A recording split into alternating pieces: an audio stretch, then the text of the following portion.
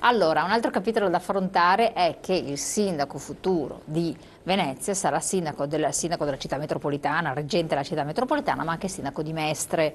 Mestre è una città che comunque ha una sua connotazione, una sua identità, si è rivoluzionata con lavori in corso che sono durati e stanno durando anche da parecchio tempo per darsi una veste diversa e diciamo che comunque sta assumendo un suo carattere, una sua particolarità. Il problema qual è di Mestre? La sicurezza, senza dubbio, che c'è però anche a Venezia, e poi l'acquisire un'identità ben precisa. Quindi Ma io credo, guarda, con me Mestre è un tema, come puoi immaginare, che mi sta particolarmente a cuore perché io sono mestrino, sono nato e vissuto sempre a Mestre e anche questo io con molto orgoglio dico che sarebbe la prima volta, se verrò eletto, che ci sarà un sindaco mestrino. E quindi credo che vivere la città, il comune di Venezia, con un punto di osservazione di qual è il ponte sia molto importante. Sia molto importante soprattutto in questa fase che Mestre sta attraversando un momento di grave difficoltà, di grave crisi, che è proprio, oserei dire, una crisi di vocazione. Noi sappiamo cosa Mestre non è più, perché non è più una città industriale ormai da tanti anni, non è più una città operaia, ma non è più ancora diventato qualcos'altro, non è diventata ancora un'altra cosa. E questo lo si percepisce proprio perché una città, i problemi di una città, e su questo io posso dire lo posso dire con cognizione di causa, bisogna sentirsene un po' addosso, bisogna viverla quotidianamente. E quindi per Mestre serve un grande progetto di rigenerazione urbana che riguarda la residenza, il commercio e anche le attività economiche.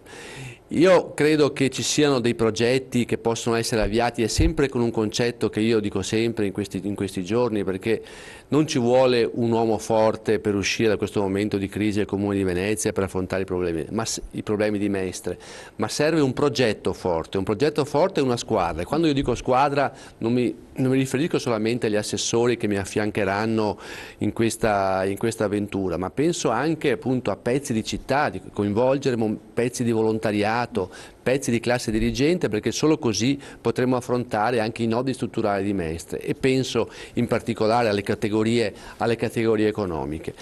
Mestre, lei diceva, ci sono soprattutto in centro molti lavori in corso che stanno cambiando un po' il volto di Mestre, no?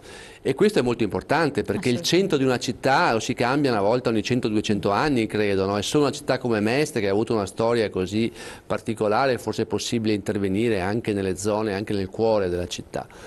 Quindi penso che bisogna avere grande attenzione per il commercio, per la cultura. Adesso sta per essere realizzato in centro a Mestre il museo del Novecento, che non sarà il museo di Mestre, ma sarà il museo del Novecento in chiave proprio moderna, e questo penso che possa essere un grande motore per avviare un processo di riqualificazione e rivitalizzazione della città, anche per scrollarsi di dosso quel senso di degrado e di insicurezza che lei citava prima, perché vede, io credo che il problema della sicurezza, che è molto avvertito a Mestre giustamente, si possa risolvere continuando e intensificando l'opera di repressione dei reati, attraverso magari diventando anche il prossimo sindaco metropolitano, potrà anche esercitare forse un ruolo di coordinamento, di interforze, no, tra più forze di polizia per aumentare i presidi.